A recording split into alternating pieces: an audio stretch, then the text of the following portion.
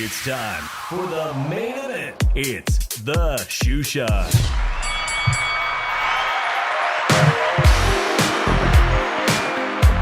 All right.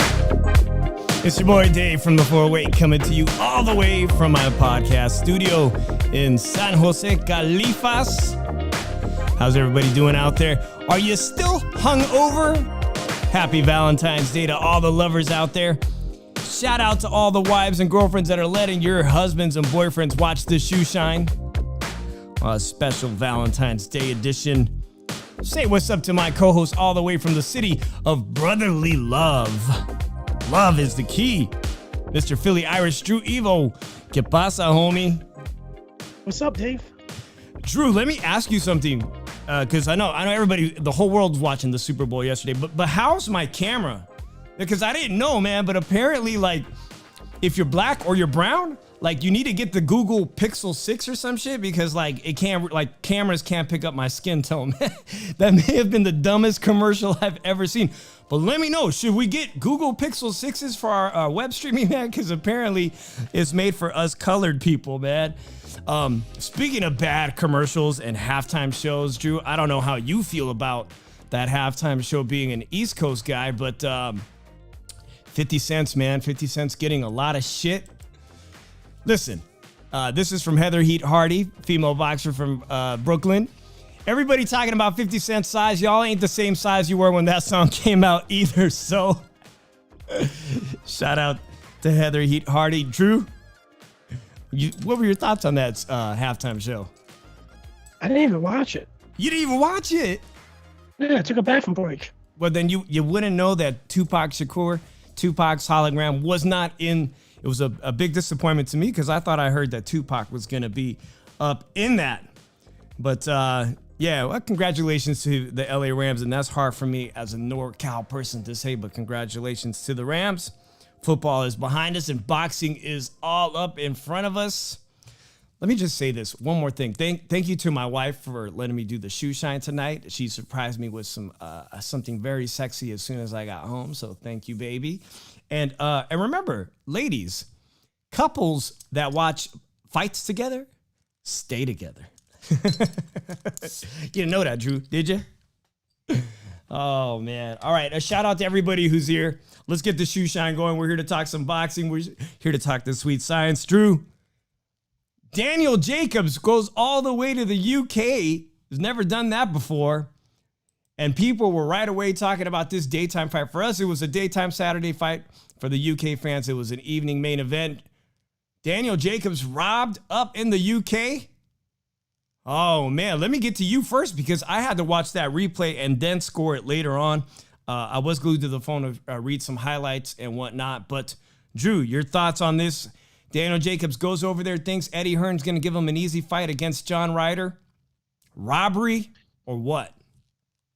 I had an 8-4 Jacobs. I couldn't give no more than 4 rounds to Ryder. I don't know how the hell these other guys gave Ryder the fight and everything because I think Ryder started too late.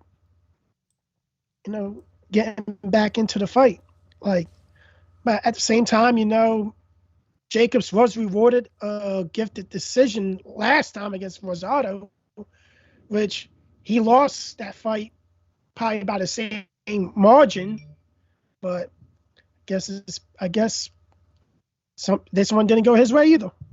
So Rosado coming off the heels of a very hot fight with Jaime Munguia, who'll be fighting in Tijuana very soon. He was as a special guest commentator or whatnot, and I was watching his scorecard in the replay.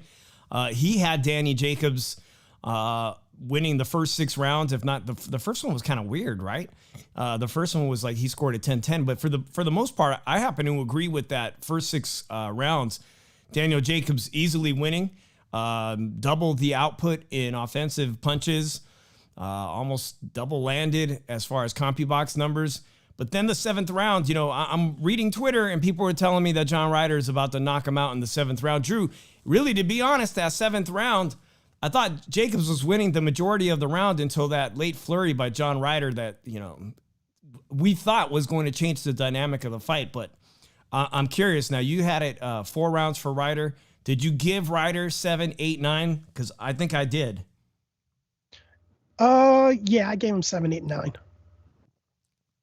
And what was the last round? Did you give him one of the first 6 or one of the 11th round? I gave him the first 6 rounds, Jacobs. Okay.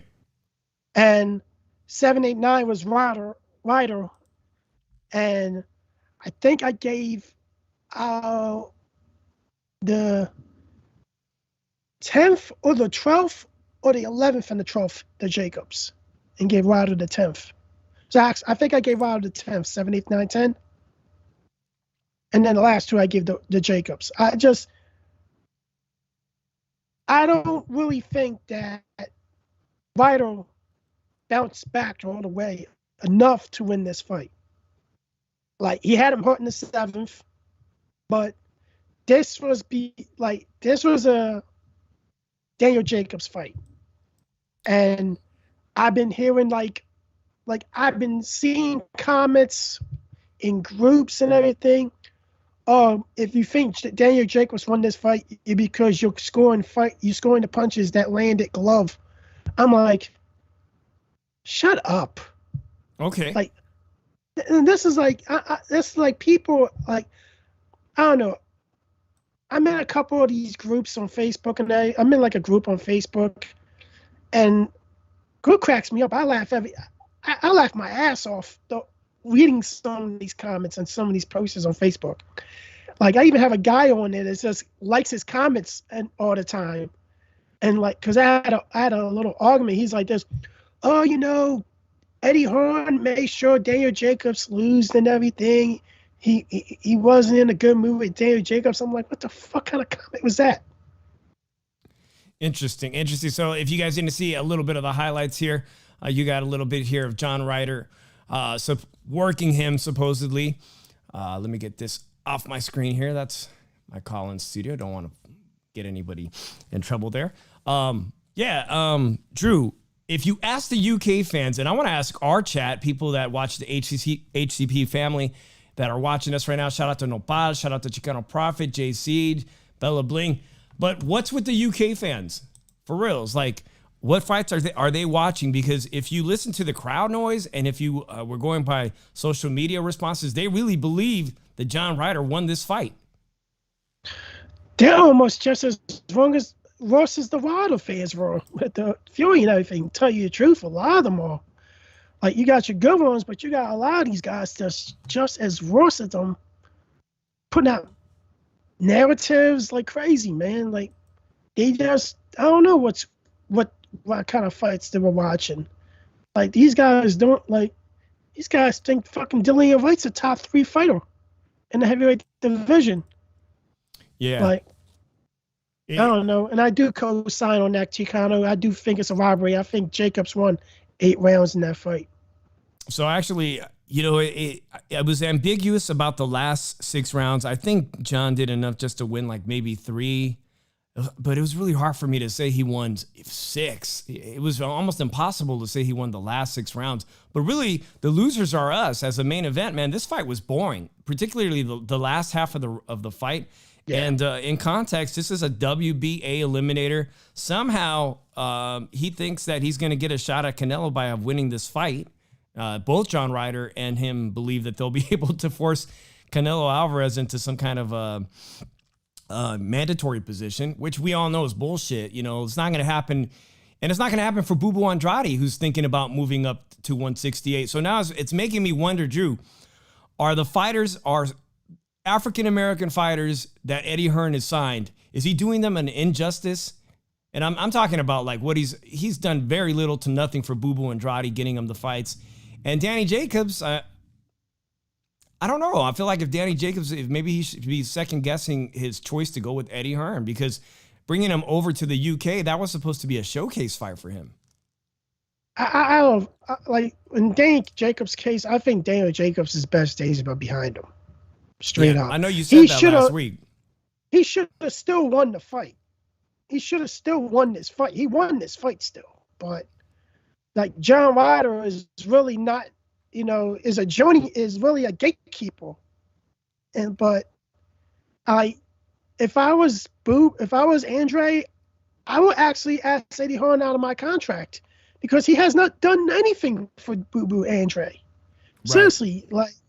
It's not only him. DAZN hasn't done nothing for him. DAZN has not even promoted a possible big fight for him, or even try to make us say, "Oh, this guy should fight. Andre should fight Golovkin. Golovkin should fight Andre. Mahia should fight Andre." Like really, DAZN or Eddie Hearn has not done nothing for Andre. And if I was Andre, I'd ask out of my contract. I'll go to a promoter that will promote me. Try to get the best fights. And like even Eddie Hearn said earlier, Canelo wants to fight in the UK, I got fighters for him. Tell you the truth, you're telling me about flea bumps? Hell no, I'm good with that. I'm cool with that. Eddie, you really need to start looking out for more of your American fighters now. Like seriously, because like what has Boo Boo done to promote himself? Watch his last fight and you'll see at the post-game conference. Post-fight interview. Look the last couple. You'll see how he promote himself next. Come on now. If you guys watch the fight, you see at the end of the fight he promoted himself.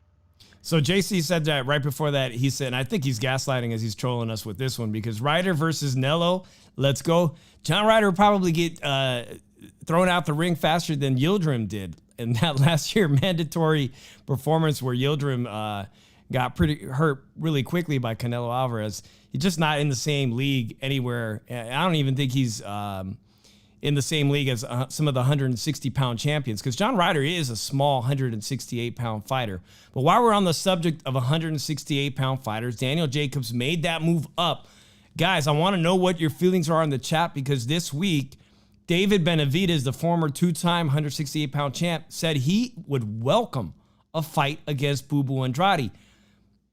Bubu Andrade. But you didn't hear the other thing? I didn't hear the other thing, but we know that it's very unlikely to happen between working with Al Heyman and DAZN. But David Benavidez says he would welcome that. He's excited about a challenge like that. I saw an interview with Benavidez's manager. Mm-hmm. They said they want more than $7 million to fight Andre. Yeah, that's going around right now on YouTube.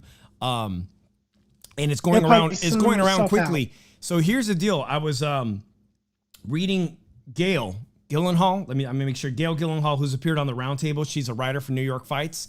She just put out an excellent article on New York Fights today about this thing called the Fight House. If I'm getting it right, it's the Fight House in San Diego. Drew, basically someone's taken the idea of what all these famous YouTubers have done and TikTok artists, where they move into a house and produce content. Well, they built this luxury boxing elite training camp in a luxury home in San Diego. We know that Canelo Alvarez makes his training camp out of there too, out of that area. And they invited the first camp, and that happens to be David Benavidez, Rayo, and everyone that trains under David Sr., Benavidez Sr. So it looks kick-ass. And like you said, Drew, they posted that they want an upwards of $7 million to fight Bubu Andrade. Man, the problem with that, and please, guys, if you want to chime in and let us know, give us a call. How do you get that money back fighting Bubu Andrade, who has a hard time commanding and getting top-known opponents, man? Drew, is he basically telegraphing that Bubu Andrade is a very risky fight and wants to be compensated properly? I think he's trying to price himself out. So he can say, hey, I try to make I tried to make the Boo Boo fight, and I didn't get what I want for it. I want to fight him, but at this price, you better be paying Dave. If you're paying David Benavidez at least $7 million, you better be paying Boo Boo at least $7 million too, for that shit. Because that would be a career high payday for both of those guys, possibly. Both of them actually. Wow. So, like, really, I think he's just looking for a way to price himself out and just say, hey, at least I made the fight and everything. He didn't want to fight me, I guess, but he's just pricing himself out. I don't believe in that hype bullshit.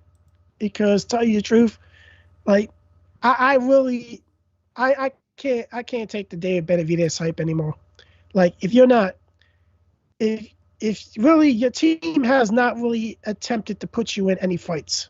Well, as of right now, I guess they're in negotiation, but it hasn't been inked, and that's a fight between him and David Lemieux, kind of a former middleweight, contender. Has been in there with a lot of people, but that's what the rumor is. But Benavidez versus Andrade is a fight that I'd welcome to see at 168 pounds. I'd like to see Andrade against anybody, a domestic fighter of his equalness, right, man? I would love to see that. So anyways, yeah, there's going to be a lot of content coming out of that house. And if I could speak with Gail, that would be awesome because she spent some time covering that new house. And their sole intent is to make this a place for all the top fighters to want to come and do their training camps, but also produce content, and that's exactly what the Shoe Shine needs to be about. We need to get these people camming. They probably have a studio in there so they can get their fighters interviews, man. That's how you get this shit out here. Drew, let's talk about another hot interview. We're going to segue from this fight because there wasn't much to talk about. I don't know where Daniel Jacobs' career goes from here. You want to make any final words on Daniel Jacobs' career at 168 pounds? I hear you. My thing went out for a second. Do you have any final words on Daniel Jacobs' career at 168 pounds? Do you think he's lost some of that magic? He goes by the Magic Man. We know he's a former cancer survivor, but did they take something out of him in these last fights? You know what I'm saying? Like, is the magic gone for him? I think he's become a gatekeeper. I think he don't have no chance of becoming a champion again. Well, there was something in that 7th round when he got rocked a little bit by Ryder, and I told my wife, he doesn't look like he want to be in there anymore. When he walked back to his corner, there was a look that he put out. It was kind of like self-defeat, like he was questioning, why do I still fight? Why am I still doing this for a living? And his performance went into a decline from there. Oh. Yeah, I think he's done as he's not going to be champion again because sure. I don't see him beating Benavidez. I don't see him beating Plant. I don't see him really beating BJ Sanders. He's not going to beat Canelo again. He's not going to beat Canelo. So, like, end of the day, I don't really think he has it anymore. Like, he ain't going to beat nobody at 175. He might get knocked out at 175. Yeah, that's a weight class just way too big, man. Well, anyways, here's someone who is at a pivotal point in his career too, and this is making the rounds on social media, and I think this shit is mad interesting because it crosses the lines of popular podcasts.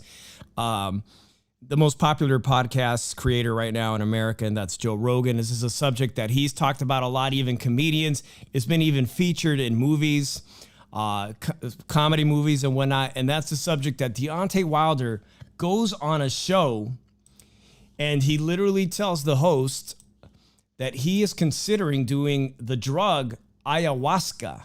Drew, are you familiar with ayahuasca at all?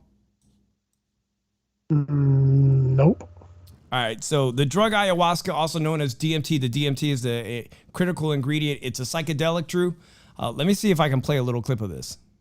Again, let's go back to boxing real quick. Yeah. And like I said, I know you got a lot left in you, but what's next in the boxing world for D? Yeah. I think I'm gonna take the trip I got to do. Man, I'm thinking about doing ayahuasca. You ever heard of that before? No. Boxing thing. I know that, but that's leading into it. Yes. That's gonna be my decision making factor. Okay, I got you. Ayahuasca is something that you're taking a spiritual journey. You're using DMT and stuff like that. And I've been really interested in that. You know what I'm saying? Yeah, all right. So Drew, it's a fucking trip, man. It is a psychedelic journey. Anyone who's had experience with LSD, and I'm not going to fess up to what I've done as a teenager, as a young adult, but people who have familiarity with drugs like LSD or natural things like mushrooms know that sometimes you can have like mind-blowing spiritual journeys, and it can provide you clarity. In fact, even like the military is looked into using MDMA, which is pure ecstasy, which is another recreational drug people do, as a PTSD, as a solution to maybe healing some PTSD. In this case, ayahuasca is a psychedelic, Drew, that can give you hallucinations and bring you, some people claim it'll bring you into a different dimension, man. And when you get to that dimension, the ayahuasca journey can be 4, 6, 8 hours. You can sometimes solve the puzzles in your mind that are blocking you from success. All right.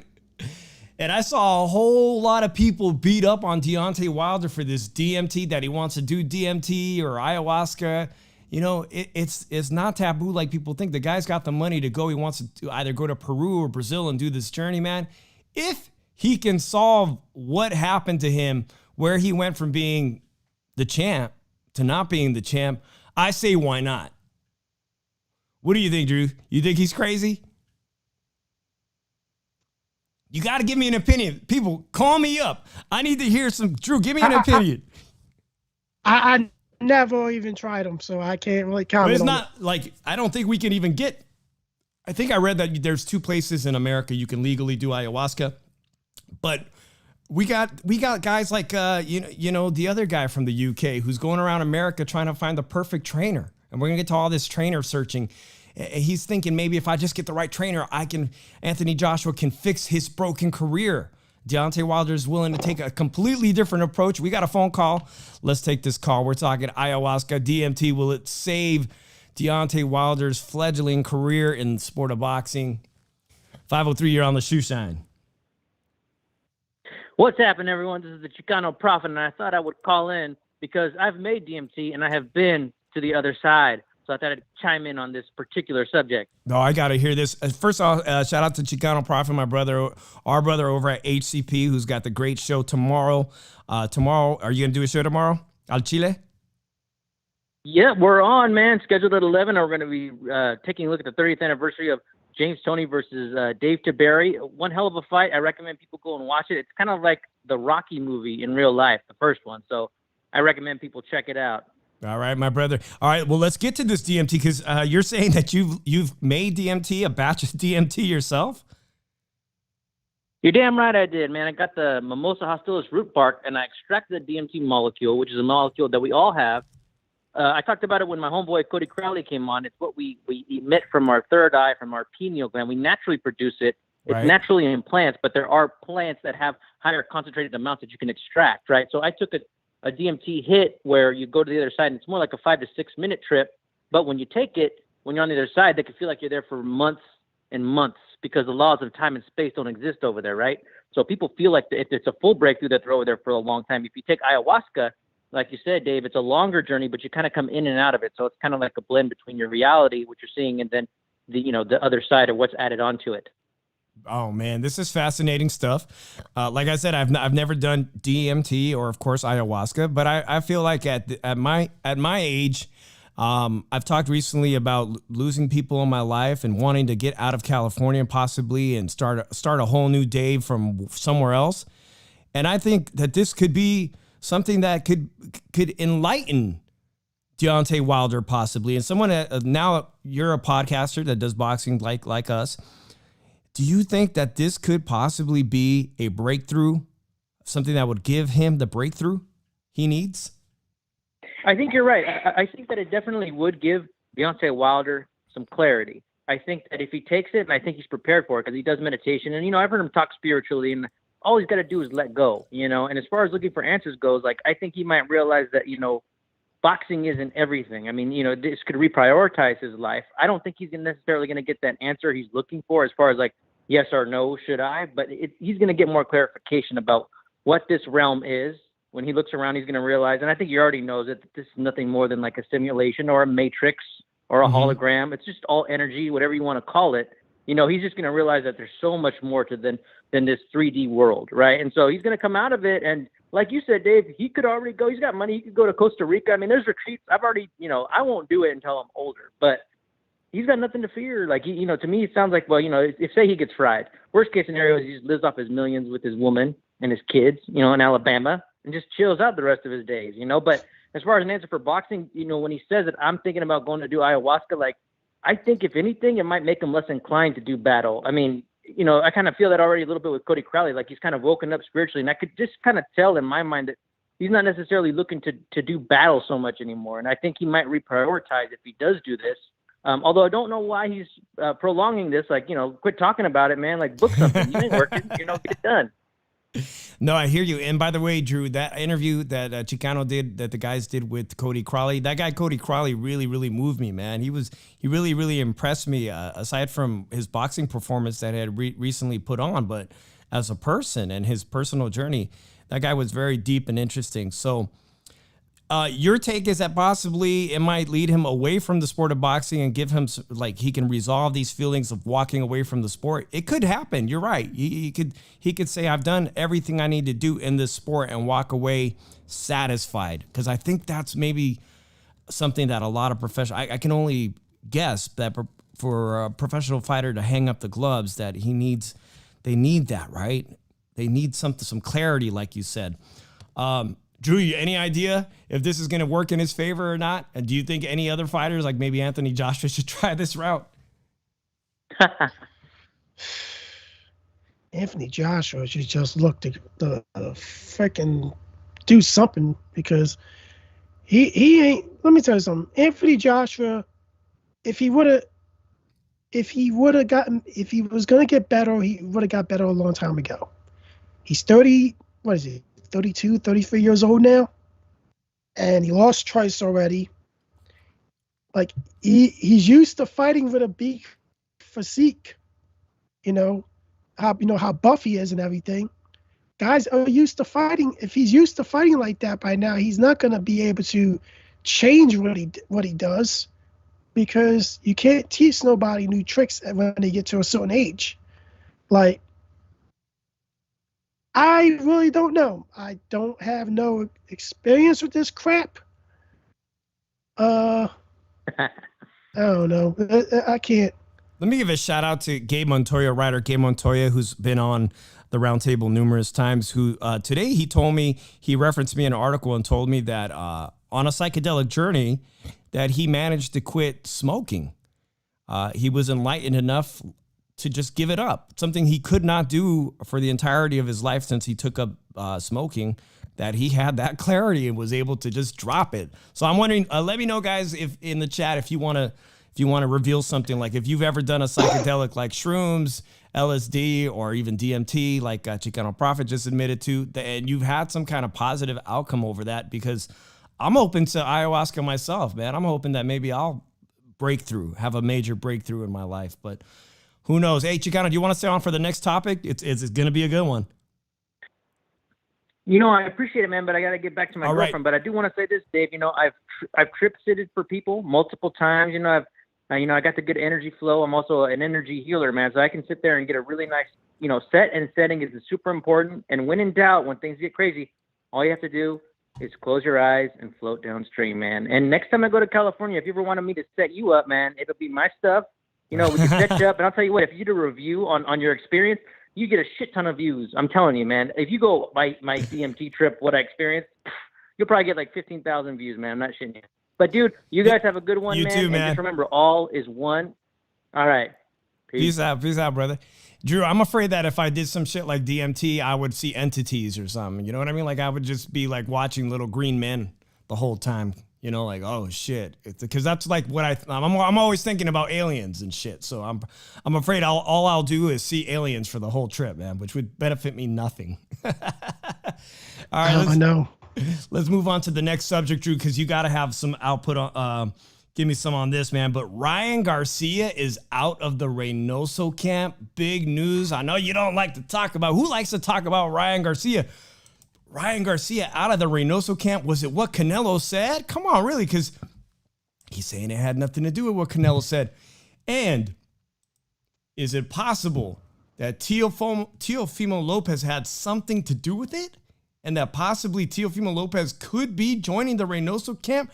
We know that we saw Teofimo with all his belts posing side by side with Canelo. Something's going on where they get along just fine. And some people like to call him Ryan Garcia. He's moved on to Joe Goossen, man.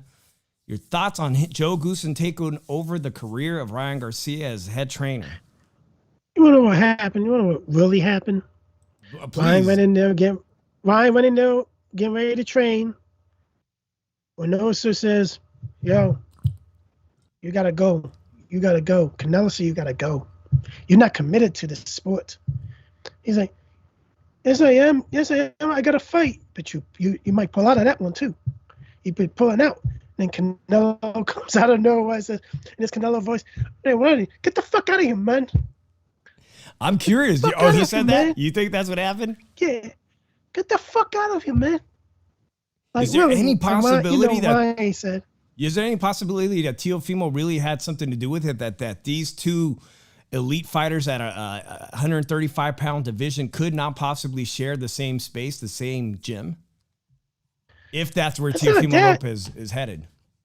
It's not that. It's just Ryan isn't committed. You think it's strictly commitment? I think like commitment is the big thing because those guys look serious in there all the time, except for a couple of moments, but they're committed to training and getting better and everything. Ryan, he's just we don't know what the fuck Ryan is, man. Ryan's just a fucking disgrace. He really is. I just don't think Ryan has a commitment to boxing. His head's not into it. His heart's not into it. Like, come on, he put out the last 3 fights that was made for him. Like, he credit meta issues. The next week he's on a fucking commercial. He's dancing. Like, why? And then Ryan Garcia stays talking shit. Like, this is what I was reading this shit about Ryan Garcia that they interviewed him about Pacquiao. He said, Pacquiao didn't want to feel my power and everything. Dude, Pacquiao would have whooped your ass still. And why the fuck would he want to fight you? You're not worth nothing. He's building a legacy in his division. You're 135-pounder. And then he says, Reynoso's the Canelo camp was easy. I wanted to leave there. I want to fight Canelo next year. Dude, Canelo will fucking tear you apart. You have the same weakness as fucking Amir Khan. He's going to knock you out cold. Michael Benson on Twitter tweeted, and this is actually his source, Ellie Sekback. All right, but Teofimo Lopez has hinted that Eddie Reynoso could become his new trainer. When asked about Ryan Garcia splitting from Reynoso, Teofimo said this, quote, "It might be because of some of the news about me and Eddie. To be continued. We'll see. At the end of the day, my father is always going to be my main coach." And that came from Ellie Sekback as Drew pulls away. So let me ask the chat. Let me talk to us. Say hello to everybody again. Nopal, thanks for being here. Punch Smoulet, Mr. Shelton, thanks you for joining us. Bruce Goes Boxing, Jazz, and more.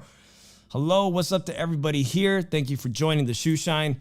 Guys, do you think all the rumors about, man, Ryan Garcia is saying that there's nothing that Teofimo or anyone else or Canelo's words had. It's strictly just, it was time to part ways, and he felt that Joe Goossen would be a better fit. Immediately after saying that, people came on the attack and said Joe Goossen, is going to let Ryan do whatever he wants to do, and people had to rush to defend Joe Goossen and say that's not the way Joe Goossen runs his training camps. He makes sure that fighters put in all the work necessary, and he doesn't fool around. That's not why Ryan Garcia hopped over there. Again, I don't know personally how Joe Goossen runs his camps, but he's trained many world champions.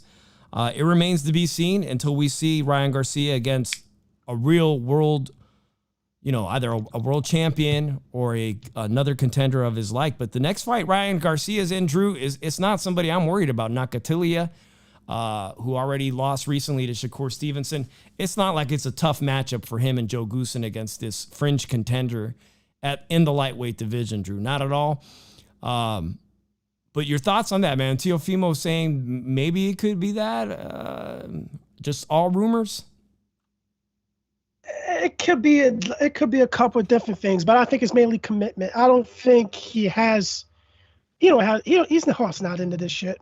Seriously, like fucking Goosen's gonna come out of nowhere and like probably fall in line with Ryan Garcia. You don't know, like even though Goosen has a history of training the likes of Areola, Diego Corrales, and everything. So I don't know. I really don't think this is going to be a successful move for Ryan Garcia. I don't really see him, I see him really, cherry picks for a while because I don't see him fighting me for fights. The Reynoso camps got their hands full. Of course, we know that they signed the deal. Oscar Valdez, a world champion at 130 pounds, they've got their hands full preparing for a game plan for Shakur Stevenson, which is going to be, to me, was going to be in the first half of 2022 is going to be the most electrifying unification matchup. One of them, just one of them, because we're in for a few. But they're going to have their hands full coming up with a game plan. So maybe they don't have the time dedicated to Ryan Garcia, the time he needs. Maybe that's what it's all about. Or maybe Ryan Garcia doesn't have the time to dedicate to the Reynoso camp because they have extremely high expectations. I do know that they're wrapping up filming whatever little movie he's in. So in a short amount of time, Ryan Garcia will also be a Hollywood actor. So there we have it with that one, man. Enough talking about Ryan Garcia. Let's talk about the East Coast, Drew, and let's talk about what happened to Boots Ennis, because after the shoe shine last Monday, Boots Ennis made huge news because of what Sean Porter said. Sean Porter, who recently retired, announced his retirement, has one of the hottest podcasts in the sport of boxing. And when he talked about Jerome Boots Ennis, he said the boy is a hype job, essentially overhyped. First of all, as someone from Philadelphia, man, when you saw and heard that, what were your feelings? You know what, man? How long has Sean Porter been retired for? 2 months? Yeah, November. Exactly. So you retired for 2 months and you're already talking shit about other boxers and everything that are in your division. You're saying that he's overrated. He's a hype job and everything. Dude, you know that the boy's gonna call you out and say, if I'm overrated, like he already called him out. Say, hey, if I'm overrated, how about you show me I'm overrated and get into the ring with me? Tell you the truth, if you're out of the ring for like 2 years, no one's gonna say, hey, no pay no mind of it because you've been retired for 2 years, but you've been retired for 2 months. Tell you the truth, he calls you out, you're not gonna fight him, you shouldn't talk shit. It's just difficult. Shut your mouth or fight. It's difficult for Sean Porter because he's got this successful podcast. There are a lot of people who love boxing and sports are listening to his boxing podcast. So it's almost now it's his job to talk shit, and he's also a commentator. That he does that job very well. But you're right. He announced his retirement at speaking with his dad because he does not want to be dragged into gatekeeper status. But by talking shit about one of the hottest prospects, young contenders at 147 pounds, it's almost like he's putting himself in the position. Now he's got to defend himself. Now he's got to come out of retirement and prove to himself that he's not a gatekeeper and beat someone that thinks they're going to be a world champion and put him in his place, man. I don't know how this is going to play out, but today or this week, Boots Ennis has absolutely responded to him and said, if you're not going to shut up, then fight me, right? So I'm interested. I'm interested to see how long Sean Porter is going to be in retirement because this is a fight most boxing fans would love to see. We want to see Boots Ennis prove himself against a former world title holder, somebody elite. And I still think Sean Porter is elite, man. He did pretty damn good against Bud Crawford early on in that fight.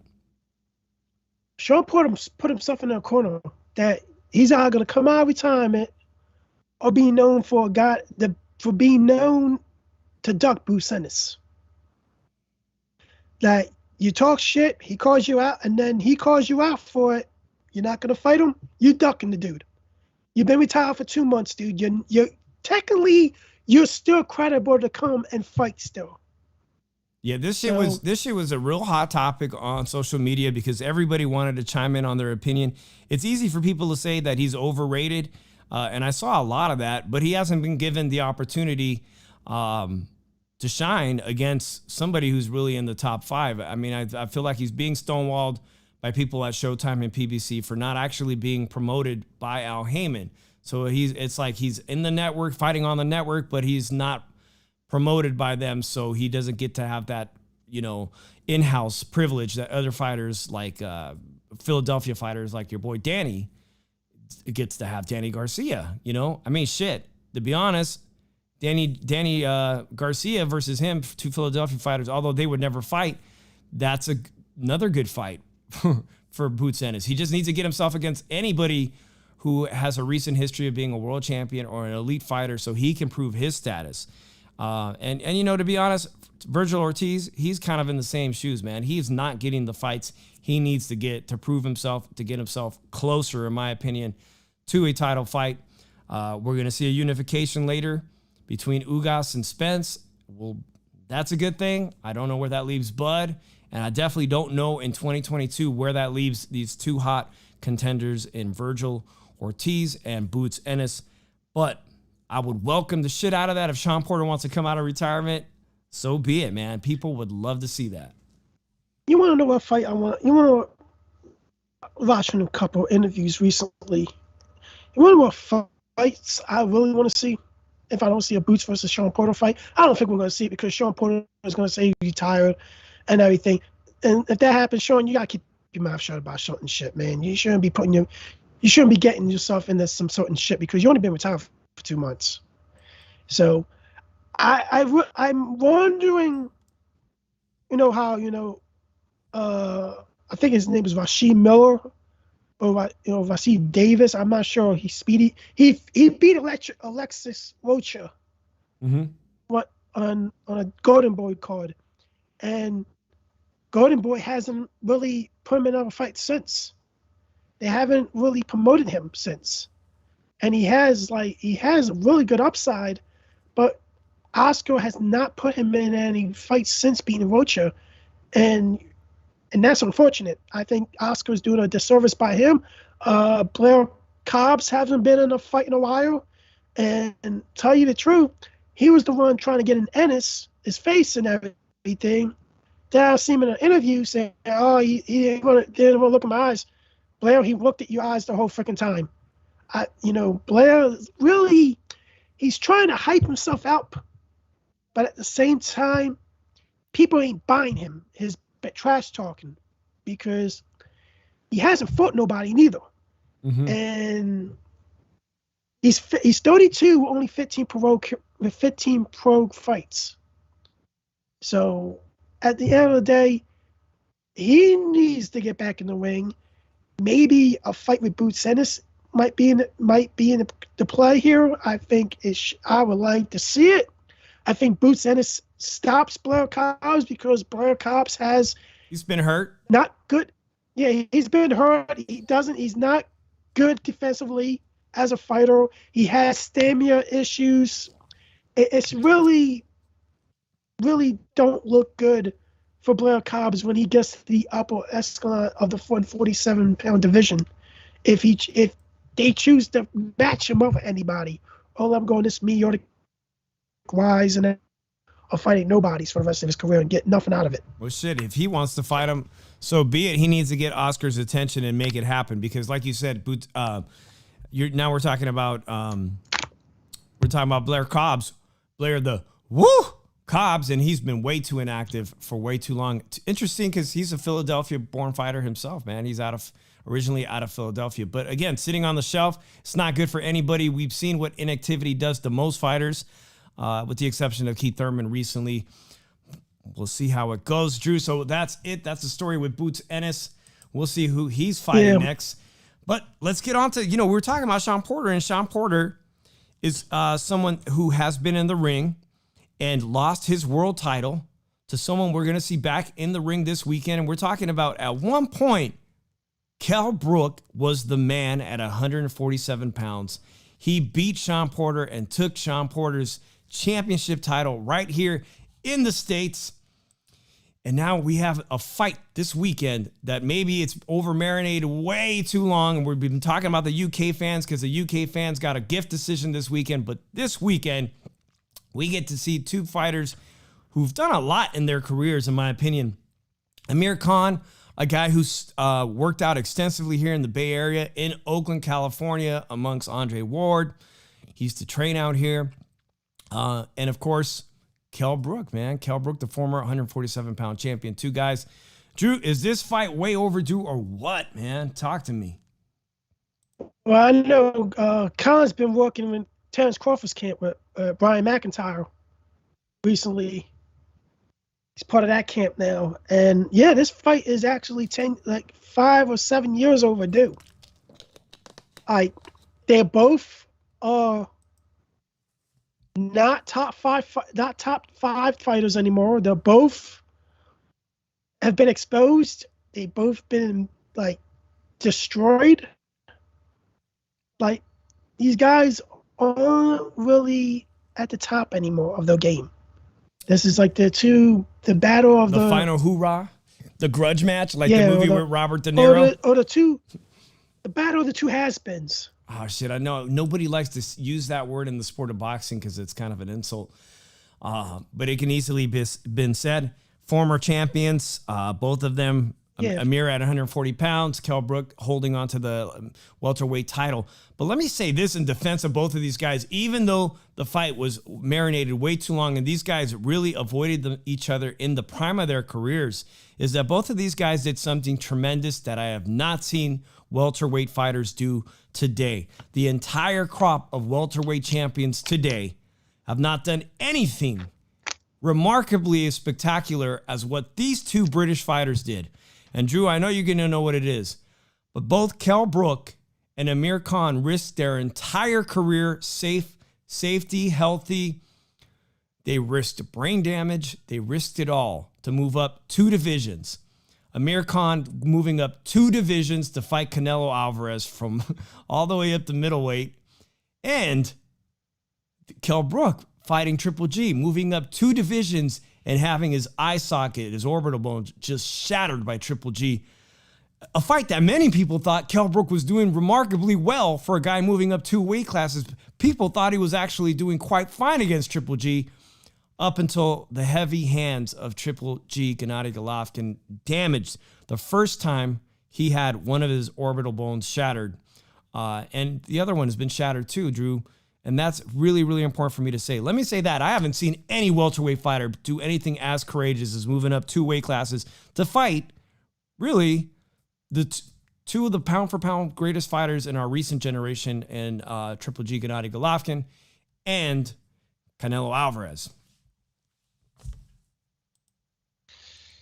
Well, what can I say about this? To tell you the truth, this they for sure want to sell out in the United States like it did in the UK. I think the UK fans just pay to see any fight that's UK. Say, oh, it's a beautiful fight and everything. It's a beautiful fight and everything, but I don't know, man. I'm gonna be honest with you. I already have a prediction for this fight, man. All right, well, hold on to that prediction, because I want to ask the chat something to everyone who's still here. Remember, guys, if you haven't already subscribed to the Shoe Shine, make sure that you subscribe and hit the bell notification so you know that we're live on Monday nights after HCP, generally after D Styles and Calix Boxing do their thing. But let me ask the chat, would you rather see Bam Bam Rios fight Ortiz, a grudge match, a Chicano grudge match that's been marinating for way too long? In fact, Bam Bam Rios is pretty much officially retired. We saw Ortiz recently against the Ghost Guerrero. But who would you rather see? Would you rather see a Chicano grudge match between fighters who have been way past their prime? Or are you happy seeing Amir Khan and Kell Brook? I think I think that fight between Bam Bam Rios and Ortiz is way. I mean, I feel like those guys could actually get really hurt. But this Saturday, Drew, Amir Khan has been, everyone knows since the inception of his early on in his career that they tagged him with that he had a glass chin because he was dropped by a little known, fringe contender from Colombia early on in his career. The silver medalist was dropped cold early in his career. Nobody thought that would happen. And Kell Brook has 2 damaged eye sockets, so I'm going to go with Drew Evo now. Let me know who wins this fight. Over-marinated or not, who wins this Saturday? Kell Brook by knockout. 7th. 7th round. Easy for you to say that? Yes. At the end of the day, do you think Amir Khan's chin, he has no punch resistance? I don't think he has any punch resistance anymore. Like, I just don't. I think whoever loses this fight is retiring. Let me see. I got something interesting here I wanted to bring up. I'm going to take this one down.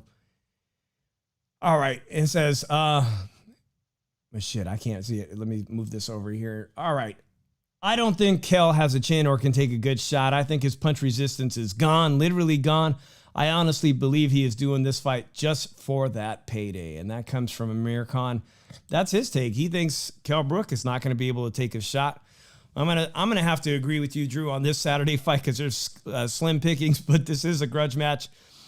I think that Kell Brook wins this, and it is going to be by stoppage very late. Amir Khan will fade, and Kell Brook will get a very late stoppage in somewhat of an exciting fight. I think it's going to actually be exciting for fans. Sometimes these fights between fighters that are a little bit over the hill end up being pretty entertaining, as we saw recently with Ortiz and Robert the Ghost Guerrero. It was entertaining. You know that these fighters are past their prime, but still somewhat entertaining. Let's watch the grudge match like De Niro and Stallone. Yeah, it's kind of like life imitating art a little bit, right? So that is all we got for tonight, Drew, on a Valentine's Day edition. But let's wrap up the show, man. Let's do our final thoughts on the sport of boxing. It's kind of warming up. Boxing is starting to warm up. We got that. We've got some very big unification matches coming up ahead. What's your final words, Drew, on the sport of boxing? You know what? After the day, I can't really believe anything Devin Haney or Bill Haney says. Is that on your mind? Because we talked about Ryan Garcia, we talked about Teofimo Lopez, but we did not talk about the Devin Haney, Kambosos negotiations and everything going back and forth about contracts. Are you watching that carefully? Yeah, I'm also watching the comments. Like, Bill Haney claims when Floyd was preparing for the Conor McGregor fight, Devin Haney sparred him, and Devin Haney beat the shit out of Floyd. You don't buy that one bit? Well, I don't buy that one fucking bit. And then they're saying about, Lou DiBella never sent Devin Haney an offer. Stop fucking lying, Devin. That's all they do is lie. That's all they do. The Haney's, all they do is lie. All they do is bullshit. I can't believe anything that the Haney's say. Like, I can't really believe nothing Ryan Garcia says because he's a fucking idiot. And he pulls out everything. So, after reading all that gossip or the leaks that were coming out of Devin Haney this week, and Kambosos also responding to him on Twitter, it just leads me to believe that at some point, actually, it's leaning towards Lomachenko's going to get this shot. And tell you the truth, if it's Lomachenko's going to beat Kambosos. And then Devin Haney, you have 2 choices to make. Y'all going to say, you go and fight Lomachenko, or you move up. I tell you the truth, you tried calling him out last time on Twitter. He replied back to you, say extend the contract. You didn't reply back at all, dude. And that's what Devin Haney does. He'll call anybody out because he expects them not to respond back to him. But when they respond back to him, he doesn't say shit back because he's a hype job. Haney's the hype job. Oh shit, that is the controversial statement of the day. He hypes himself up. Well, you know what? Think that everybody's avoiding him. At the end, as like you like to say, at the end of the day, Either of those 2 fights, I would be more than happy to see, so long as the opponent is willing to go into Kambosos' backyard. He earned that, in my opinion. You beat the champ, you take the 4 belts, they got to come to you. They want to get those belts, they got to go into your backyard. That's just the way it is. That's the way, and I don't mind seeing either of those fights. I'm Dave from the 408. Don't forget to tune in to all the exciting HCP content, starting with our boy tomorrow at Al Chile on HCP around 11 a.m. Pacific Standard Time on YouTube. Then you got D-Styles later on at night. Wednesday, In the Ring with Christine with all the wonderful ladies in the sport of boxing. Thursday night, you got, of course, the Roundtable. And Sundays, Long Live Boxing. You also got our boy Beeb, Ringside Reporter. So shout out to everybody. Mano a mano. Shout out to Milcar. Shout out to everybody in the HCP family. Thank you for tuning into the Shoe Shine, and we'll see you next week. Peace.